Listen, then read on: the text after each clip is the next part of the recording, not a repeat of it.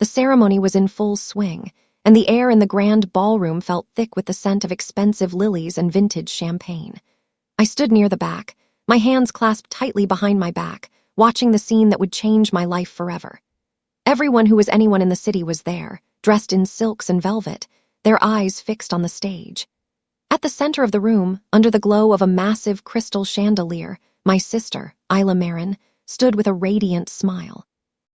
My name is Maeve Rowan, and in my family I have always been known as the mistake sister. Isla was the favorite, the golden child who could do no wrong. That night the betrayal became official. Our grandfather, the patriarch of the Rowan Billionaire empire, stepped forward with a heavy set of silver keys. These weren't just any keys. They were the keys to the family's sprawling estate and the vast fortune that came with it.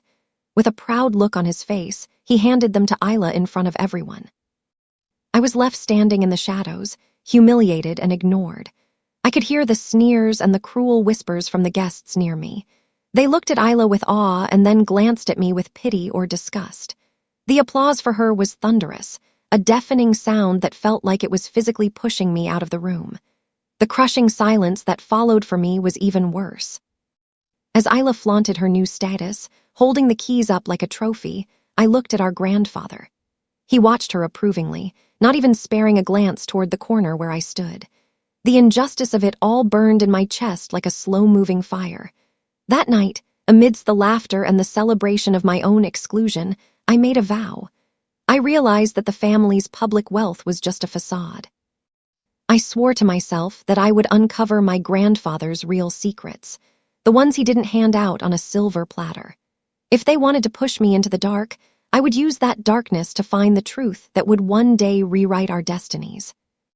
The house was finally quiet, the last of the gala guests having departed in their sleek black cars. I couldn't sleep. The humiliation of the evening was still too fresh, a raw wound that kept me packing the floor of my small room in the servants' wing. I decided to head to the kitchen for a glass of water, moving like a ghost through the long, marble-floored hallways. As I neared the heavy oak doors of the private study, I heard voices. I pressed myself against the cold stone wall, my heart racing. It was my grandfather and my father, their voices low but sharp with tension. They were arguing, and the subject made me stop breathing for a moment. They weren't talking about the estate keys Isla now carried. They were arguing about my grandfather's hidden keys. Isla has the estate, but she doesn't have the real power yet, my grandfather hissed. The hidden keys are the only way into the vault, and if she's as reckless as I think she is, she'll never find them. My father sounded worried. But what if Maeve starts looking? She's always been the observant one. Grandfather laughed, a dry, hollow sound. Maeve, the mistake. She doesn't even know the vault exists. Let her stay in the shadows. Could this be my chance? The realization that there was a hidden inheritance, something separate from what Isla had been given, sparked a glimmer of hope in my mind. I waited until their footsteps faded before slipping away. That night, I didn't go back to sleep. Instead, I grabbed an old notebook and began mapping the house. I noted every hidden door, every strange indentation in the wood paneling, and every secret passage the family thought I didn't know about. They had ignored me for years, never realizing that being invisible meant I saw everything. Days passed, and the house felt different. Every wall seemed to hold a secret, and every shadow felt like a clue. I spent my time pretending to read in the library or dusting shelves I wasn't assigned to, all while looking for anything out of place. My first real test came when the family left for a weekend trip to the coast, leaving me behind as usual. I spent hours in my grandfather's study, the room where I had overheard the argument. I moved systematically, checking the backs of paintings and the undersides of drawers. Just as I was about to give up, I leaned against a heavy mahogany bookshelf. A small, almost invisible click echoed through the room. A hidden compartment behind a row of leather-bound law books popped open. Inside, resting on a bed of faded red velvet, a single golden key glinted in the sunlight. My pulse raced as I reached out to touch it. It was small, intricately carved, and looked ancient compared to the modern keys Isla had been given. My heart hammered against my ribs like a trapped bird. This wasn't just a piece of metal. It was the start of something much bigger than money.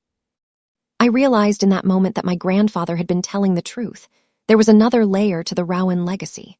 Holding the key, I felt a surge of power I had never known. This was my way to rewrite my life and prove that I wasn't the mistake they all claimed I was. I tucked the key into a secret pocket I had sewn into my skirt, my mind already racing with the possibilities. The hunt had officially begun, and for the first time in my life, I felt like I was the one holding the cards. The following Monday, the family returned, and the atmosphere was more toxic than ever. At dinner, the air was thick with Isla's arrogance. She sat at the head of the table, the estate keys draped over the edge of her wine glass as if they were a piece of jewelry.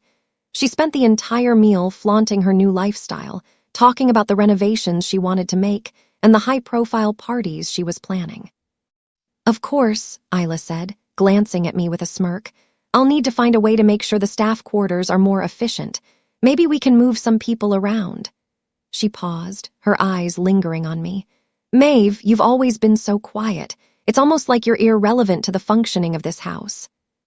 The table erupted in mean-spirited laughter from my parents and uncle. In the past, words like that would have crushed me, making me want to disappear into the floorboards. But tonight was different. I felt the weight of the golden key against my thigh, a secret anchor that kept me grounded. I didn't argue. I didn't cry. Instead, I smiled calmly at her.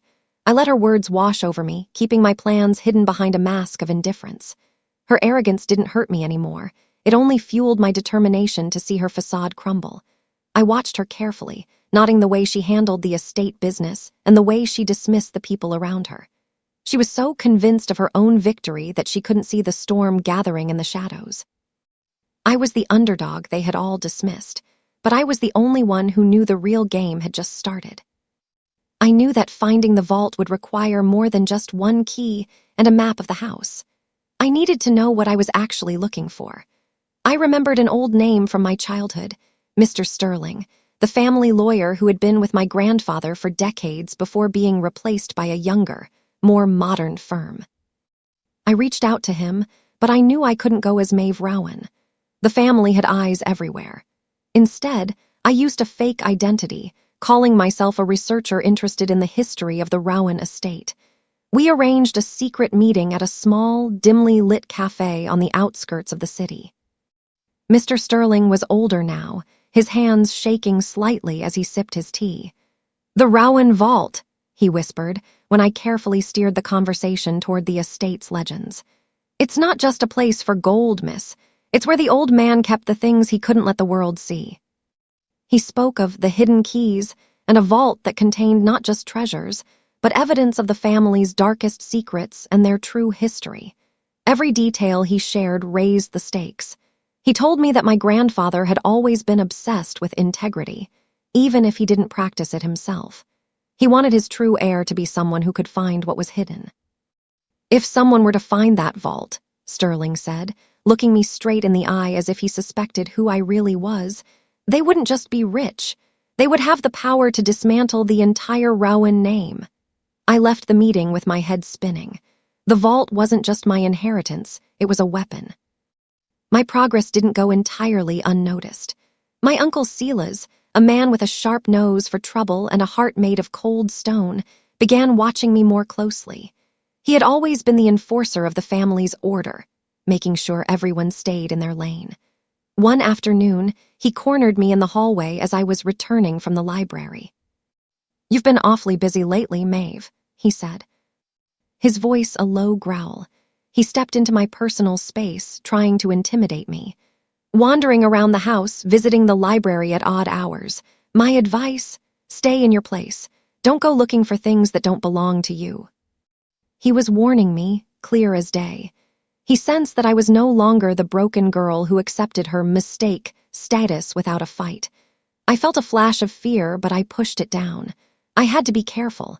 If he found the golden key or my maps, everything would be over.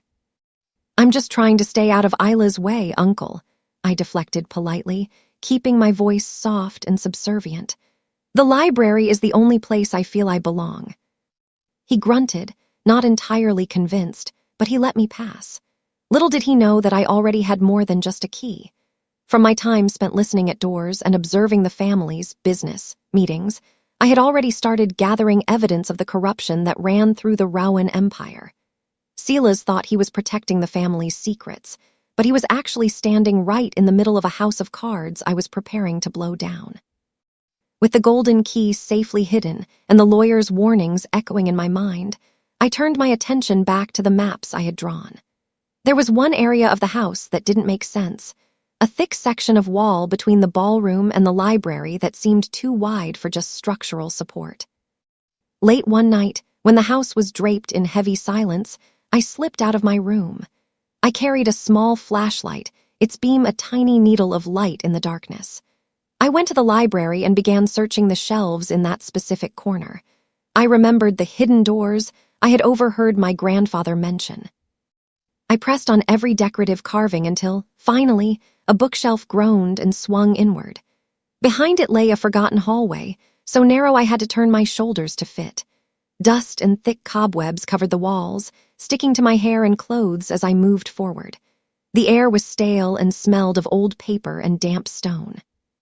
As I moved deeper into the passage, my flashlight beam revealed stone steps leading downward. This wasn't just a servant's hallway. It was a deliberate construction, hidden away from the main house for decades. My heart hammered in my chest. This passage didn't lead to the kitchen or the gardens. It felt like it was leading somewhere much more significant. I was certain now. This passage was the direct route to the vault my grandfather and father had been so worried about. I was walking through the physical manifestation of the family's secrets. The deeper I went into the hidden passage, the colder the air became. The stone steps ended at a heavy iron door. I reached out to pull the handle, but something felt wrong.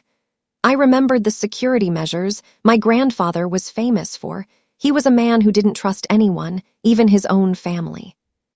I looked closer at the floor in front of the door. There was a slight discoloration in the stones. Using a long wooden dowel I had brought with me, I pressed down on one of the tiles.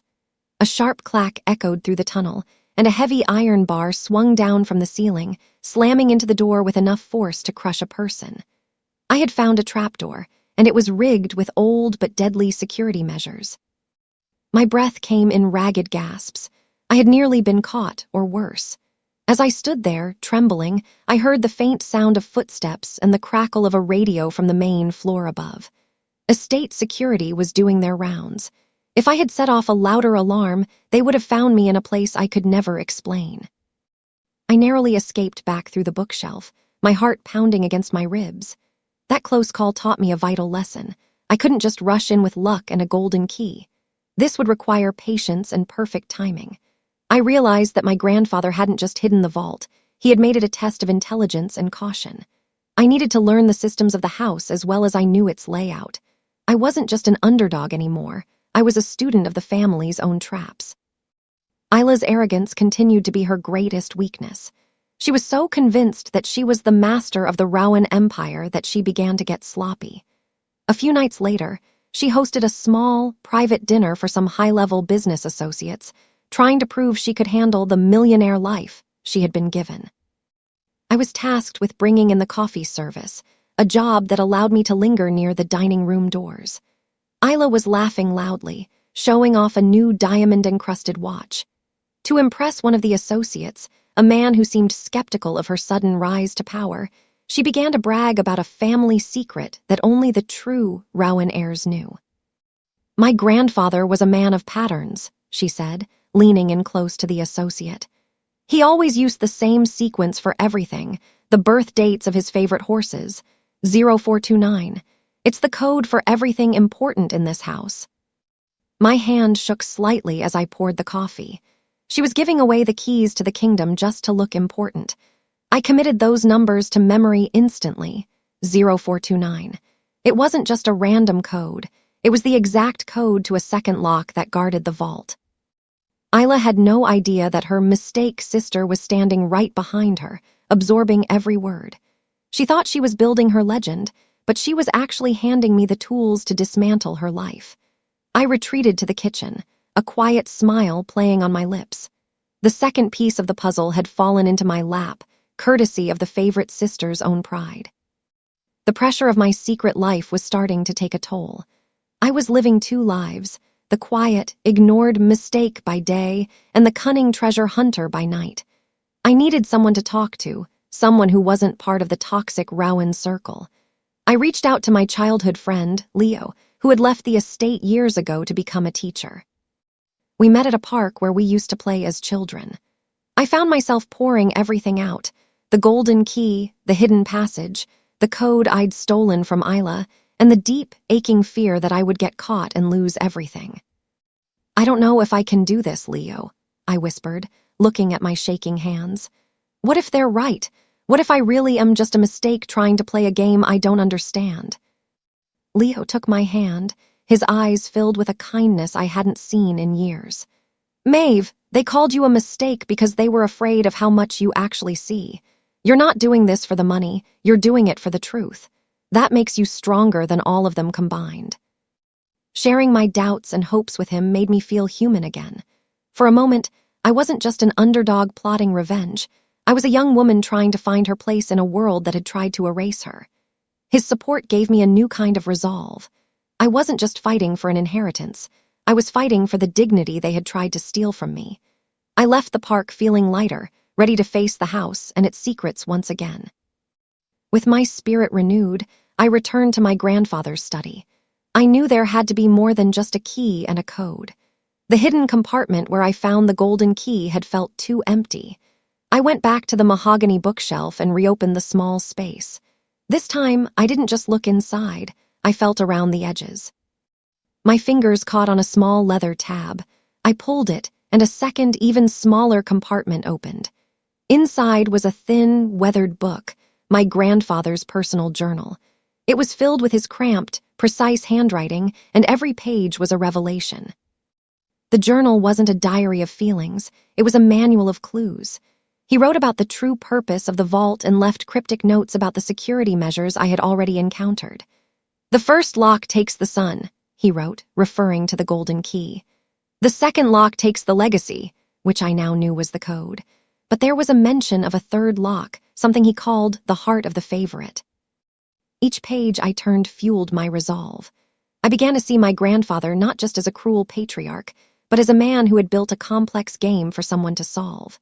He had left a trail of breadcrumbs, and I was the only one with the patience to follow them. The journal confirmed that the vault's contents were enough to reset the family's entire future. I sat on the floor of the study, the journal in my lap, realizing that I was no longer just guessing. I had the map, the key, and now the manual. As I got closer to the truth, Isla's attacks became more public and more vicious. She seemed to sense that she was losing her grip on me, even if she didn't know why.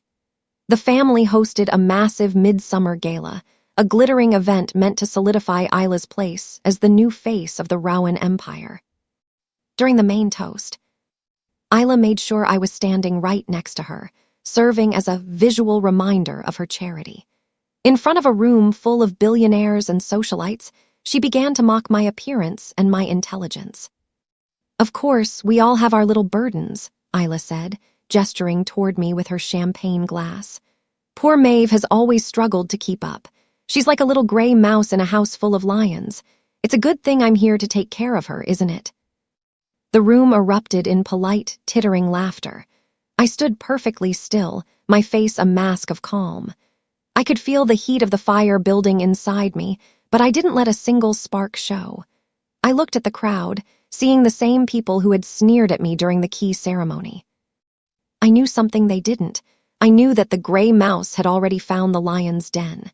Every word Isla spoke was just another reason for me to finish my plan. I didn't need to fight her with words. I was going to fight her with the truth. I remained silent, a servant in their eyes, but in my mind, I was already the one deciding their fate. I realized that I couldn't handle the physical logistics of the vault alone. If I was going to get inside and get the evidence out without being caught, I needed someone on the inside who knew the estate's technical systems. I began observing the household staff more closely. I noticed Elias, an older man who had been the estate's primary maintenance engineer for 20 years.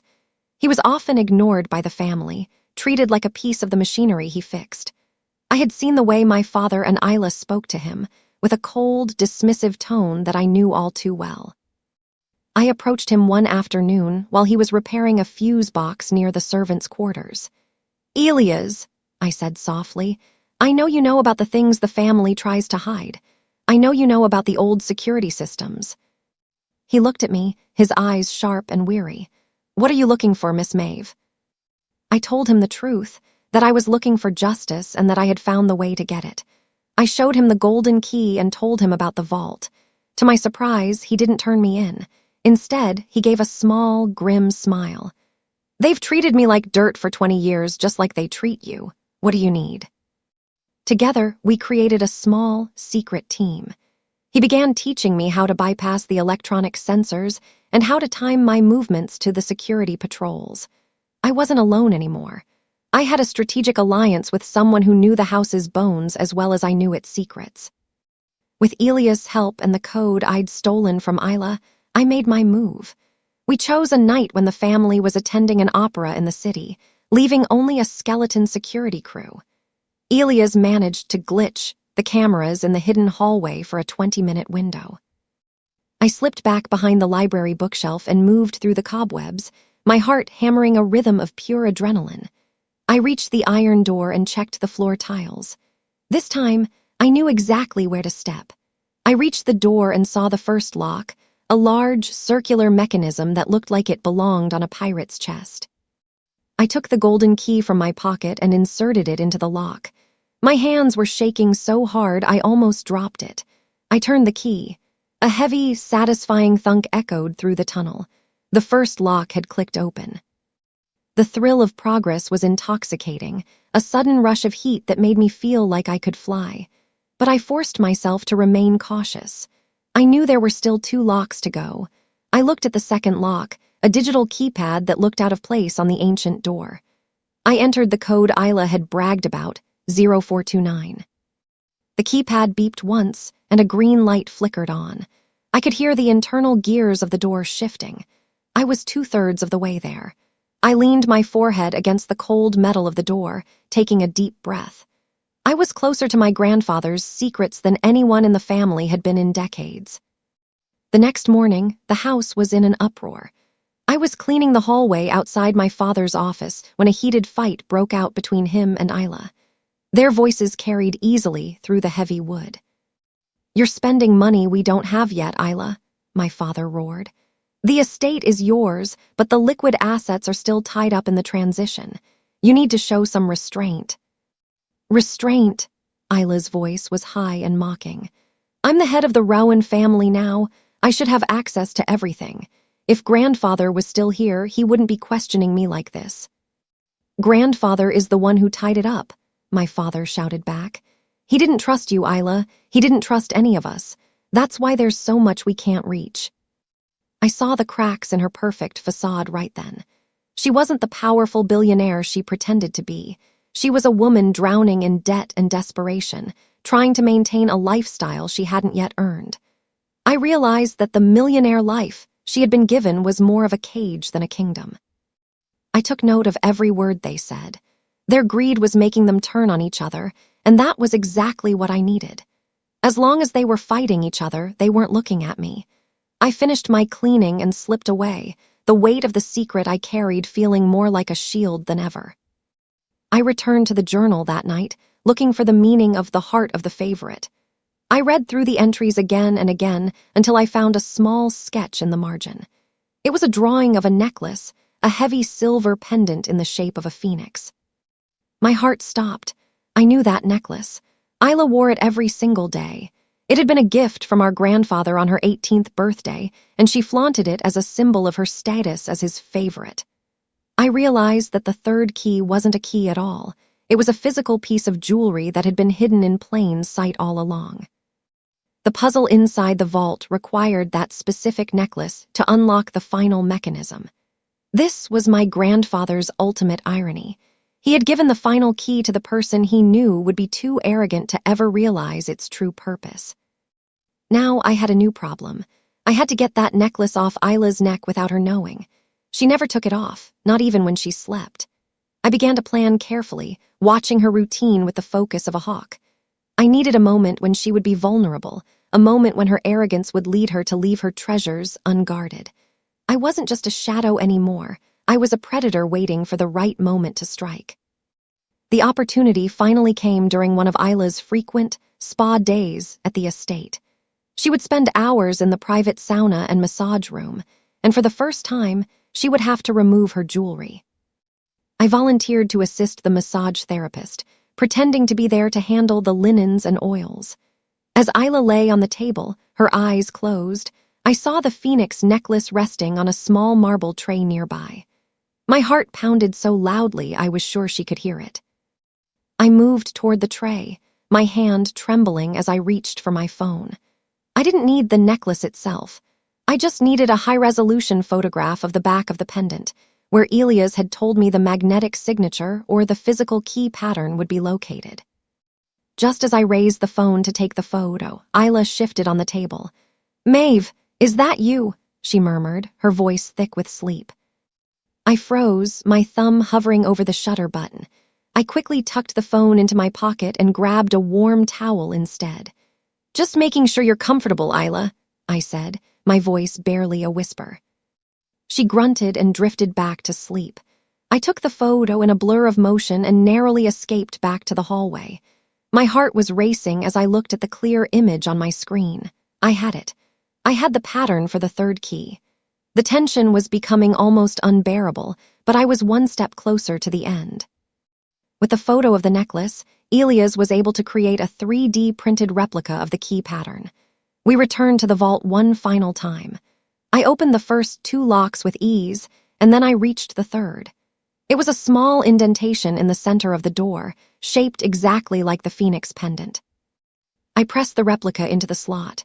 For a long moment, nothing happened.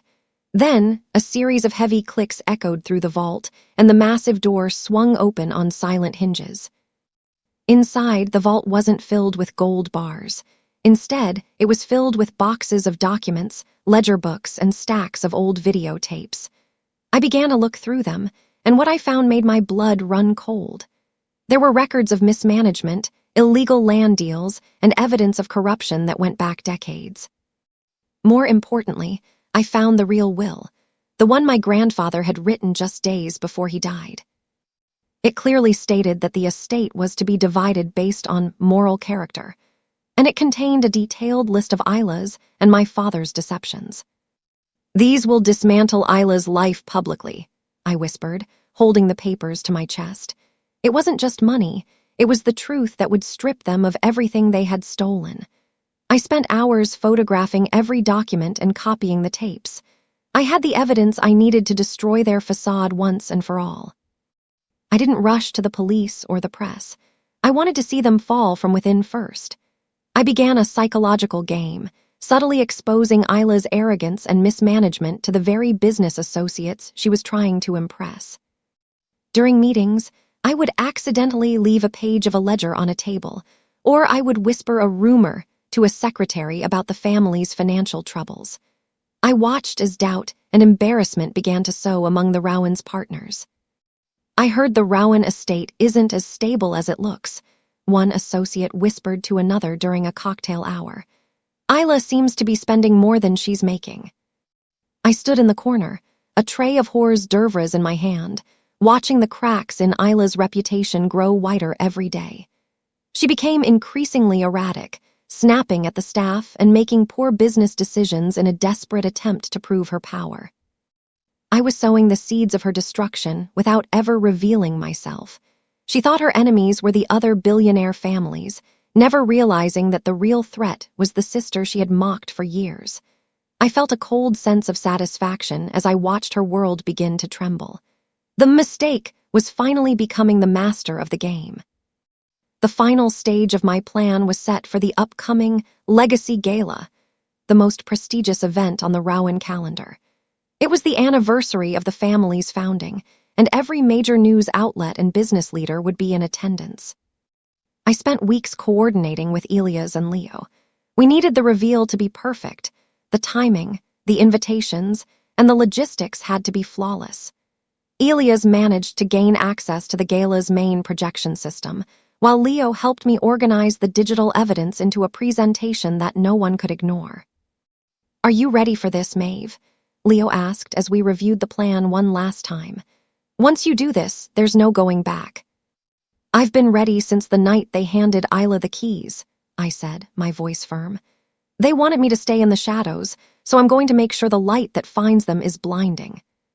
I prepared my gala attire, not the servant's uniform they expected, but a dress that had been hidden in my closet for months, a simple but elegant black gown that made me feel like the woman I had become. Everything was in place. The invitations had been sent, the evidence was loaded, and the vault was ready to be discovered. I was about to turn their celebration into their funeral. The night of the Legacy Gala arrived. The Rowan estate was a sea of lights and music, a perfect picture of billionaire wealth. I entered quietly, not through the servant's entrance, but through the side door, dressed in the black gown that no one expected to see me in. I moved through the crowd like a shadow, my heart pounding a steady, focused beat. No one recognized me at first. I wasn't the mistake sister in the gray uniform anymore. I looked like one of them, but with a purpose they couldn't begin to understand. Tension built in my chest as I approached the library. I saw my father and Isla on the main stage, giving a speech about the Rowan legacy and their commitment to integrity. It was a sickening display of hypocrisy. I slipped behind the bookshelf one last time, making my way to the vault door unseen. Elia's had already disabled the physical alarms. I stood before the iron door, the 3 keys, the golden one, the code, and the replica pendant, ready in my hand. The ballroom was just a few yards away, the voices of the guests a dull roar through the stone. I took a deep breath and prepared to open the door that would change everything. Using my grandfather's secret keys, I unlocked the vault for the final time. The heavy door swung open, revealing the boxes of evidence I had already cataloged. But this time, I wasn't alone. Elia's had hidden several high-definition cameras in the vault, and they began to capture my every move, broadcasting the feed directly to the massive screens in the ballroom. As I stepped into the vault, I heard the sudden silence that fell over the ballroom. The guests, including Isla and my father, were staring at the screens in shock. They saw me, the mistake sister, standing in the middle of a room they didn't even know existed. I didn't look at the cameras. I began to pull out the documents, holding them up one by one. I started with the real will, the one that proved Isla was never meant to be the sole heir. Then I moved to the ledgers of embezzlement and the records of the family's corruption. Isla, unbeknownst to her, was being watched by the entire city as her arrogant facade began to crumble in real time. She stood on the stage, her mouth agape, as the world saw the truth she had tried so hard to bury. The vault was open, and the secrets were pouring out like a flood. The evidence was unleashed with a force that no one could stop. The documents, the videos of my grandfather speaking about the family's greed, and the hidden contracts were all displayed for the family and the guests to see. I walked out of the library and into the ballroom, the vault's contents still broadcasting behind me. The gasp of the crowd was a physical wave of sound. People I had served drinks to just weeks ago were now looking at me with a mix of shock and dawning respect. Isla's face was a mask of pure horror. She tried to shout to call for security, but no one moved. The evidence was too overwhelming. Her arrogant facade didn't just crack, it shattered into 1,000,000 pieces. My father looked like he had aged 20 years in a matter of seconds. "Everything you see is the real Rowan legacy," I said, my voice carrying through the silent room without the need for a microphone. "The keys you were given, Isla, were just for the house. The keys I found were for the truth." The room was filled with the sound of whispers, not the cruel ones aimed at me, but the frantic ones of people realizing the Rowan Empire was over. I stood at the center of the room, the underdog who had finally risen. I stood there calmly and explained the significance of each secret I had uncovered. I didn't shout or use insults. I showed that my rise wasn't through the same cruelty they had used, but through patience, intelligence, and a commitment to the integrity my grandfather had actually valued. "I was the mistake because I wouldn't lie for you," I said, looking directly at my father and Isla. "And now, that mistake is the only thing left of this family's honor." The family lost control of the estate and the business within hours. Legal authorities, who had been alerted by the broadcast, arrived to seize the documents and begin a full investigation. Isla faced immediate consequences for her entitlement and the embezzlement she had participated in. The favorite sister was now the one standing in the shadows, humiliated and alone. The toxic cycle of favoritism and abuse had been broken. I felt a sense of peace that I had never known. This wasn't just about revenge, it was a moral victory. I had used their own secrets to set myself free, and in doing so, I had finally found the dignity they had tried to steal from me. The aftermath of the gala was a whirlwind of legal proceedings and corporate restructuring. But when the dust finally settled, Maeve Rowan emerged as the rightful heir of the family legacy. The mistake sister was now the head of the Rowan Foundation, using the remains of the fortune to build something that actually helped people. Wealth, respect, and dignity were finally mine, not because they were handed to me, but because I had earned them through strategy and perseverance. I stood on the balcony of the estate, looking out over the city. I wasn't alone anymore. Leo and Elias were by my side, part of a new kind of family built on trust instead of fear. The story closed on a high note of empowerment and justice. I had taken the crushing silence of my past and turned it into a voice that couldn't be ignored. The favorite sister had the millionaire life for a moment, but the mistake sister had the truth forever. As I looked at the set of keys in my hand, the real keys to the future, I knew that the underdog had finally won. I moved forward with grace, ready to build a legacy that my grandfather might actually have been proud of. The journey from the shadows was over, and the light was finally mine to keep.